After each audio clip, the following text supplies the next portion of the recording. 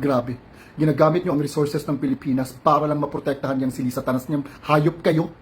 Hayop kayo. Mga baboy kayong lahat. Baboy ang presidente, baboy pang first lady. So, eto na nga guys, update lang po tayo ha kay Paulo Tantoco, no? Patungkol po sa kanyang case doon sa Beverly Hills. Alam nyo ba na may gapangan na nangyayari ngayon? Si Dean Chase galit na galit ngayon kay F. Elisa at kay BBM. Tinawag ba naman niya itong mga baboy kayo, mga hayop kayo. Alam niyo po ba kung bakit? Dahil natuklasan niya na may kawani pala ng gobyerno na gumapang doon, ginapang niya yung kaso para ma-take over yung case na ito. Case ni Paulo Tantoco, no? At eto ha, talagang na-identify kaagad ni Dean Chase kung sino itong lalaking ito. Pinakita niya no, yung picture doon sa police department. So ayun nga, kinumpirma ng police department na yan po siya. Siya yung nanggapang dito. Mamaya malalaman nyo kung sino. Kasi sasabihin ni Dean Chase kung sino ito, itong taong ito. Ayun po sa mga viewers ni Dean Chase, naku po, ginamit na naman ata ang pera ng taong bayan para pagkagastusan itong walang kwentang bagay. So dapat may karapatan tayong malaman kung ano nga ba ang katotohanan. So itong si Amy Marcos ay, kung maalala nyo po, siya mismo nagsabi sa The Hague, no? Doon sa nag-interview sa kanya, na dapat daw di umano maimbestigahan itong pagkadawit ni F. Elisa sa pagkamatay ni Paulo Tantoco. Sana ngayon na kumilos na siya, no? Kung talagang concern siya sa taong bayan, dapat gawin na niya, hindi yung puro salita. O di ba? Andiyan na si Dean Chase. May mga hawak siyang anong tawag doon?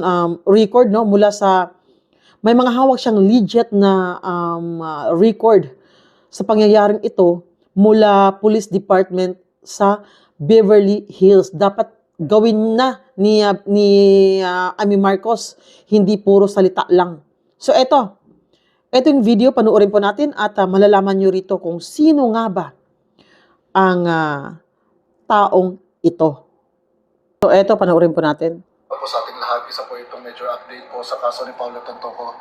If you remember po, way back first week of April, according to my source, there were Asian-looking men po na pumunta po doon sa BHPD and had a closed-door conversation or had a closed-door meeting with the supervisor or the head of the department.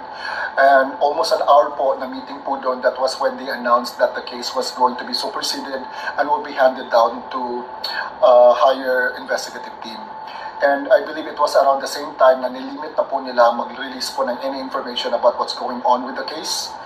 And nakausap ko po kasi kanina po ang source ko, and he positively ID'd one of the person who had a meeting with their supervisor. Ito po, pina-describe ko po sa kanya, puti po ang buhok, and Asian looking. And may nagugol po ako na picture at ipinakita ko po sa kanya. And my source positively ID JR. JR. To say the complete name. Oh, JR. No? JR, puti ang buhok.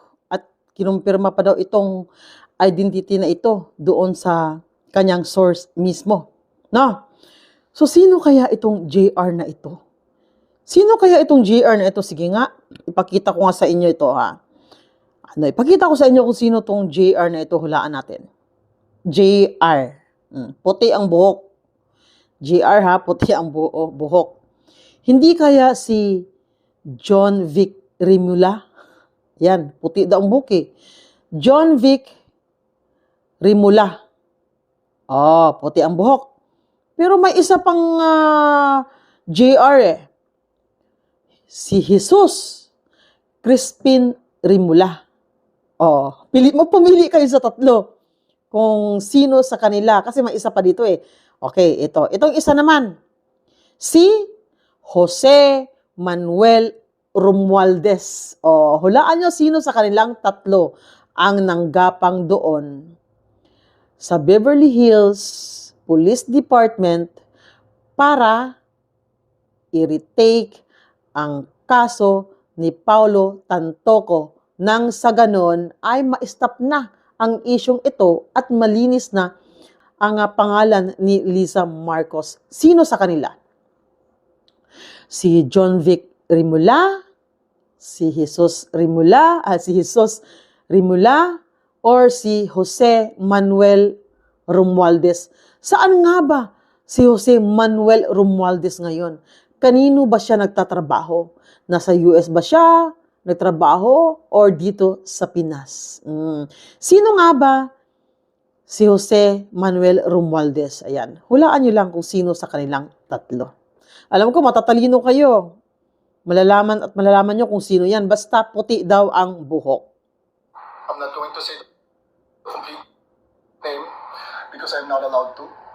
But the initials of the person who went there po sa BHPD and had a conversation or a closed door meeting with their supervisor has an initial of J and R. Grabe, no?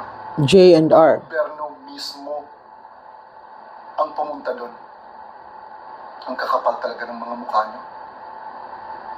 Grabe. Ginagamit nyo ang resources ng Pilipinas para lang maprotektahan yung si Liza Tanas niyang hayop kayo. Hayop kayo. Mga baboy kayong lahat. Baboy ang presidente, baboy pa ang first lady. Ang kakapal ng mukha. Grabe. So yun na nga po. Gobyerno po natin mismo ang pumunta po dito para i-shut po ang investigation. I don't know what happened. I don't know what kind of conversation they've had there because according to my source po, it was a closed door meeting. So there were definitely negotiations that were done. Nakakasuka na. God save the Philippines. Yun na. Sana itong si Senator Amy ay paimbestigahan na niya ito, no? Hindi puro salita lang. Nangako siya, di ba? Nangako siya doon sa dahig pa mismo na dapat natutulong siya sa pag-imbestiga patungkol sa kasong ito, no? Dahil nadadawit daw ang pangalan ni First Lady. Di ba? So ito na yung mga manghuhula, oh. Ang galing-galing po nilang manghula. Diba? John Vic Rimula ba yan? I feel like one of the Rimula's brothers. So may nagsabi, ambassador to the US. Baka nga, hindi ko alam kung sino. Basta, may nag-comment dito, baka yung ambassador ng US. O sabi, si ambassador yan, kasi Romualdez yan. Tauhan ni BBM yan. O, ambassador ng US. Sure ako, siya ang nanggapang. Diba? To the rescue, si Loverboy, John. Kaya nga, in one of the hearings ni Mangga, hindi umaten si John. Di ba? Grabe, no? White hair initials JR holding the cabinet positions pagyud related sa law enforcement and forced and peace and order agoy. Si John Vic Rimula po yung ano nila, yung hinulaan nila. Yung iba naman, si Romualdez, yung ambassador ng US. Di ba? So kayo guys, sino nga ba sa kanilang tatlo ang nanggapang doon sa Beverly Hills Police Department para i-shut up or i-shut down na itong case na ito? Comment down below lang po.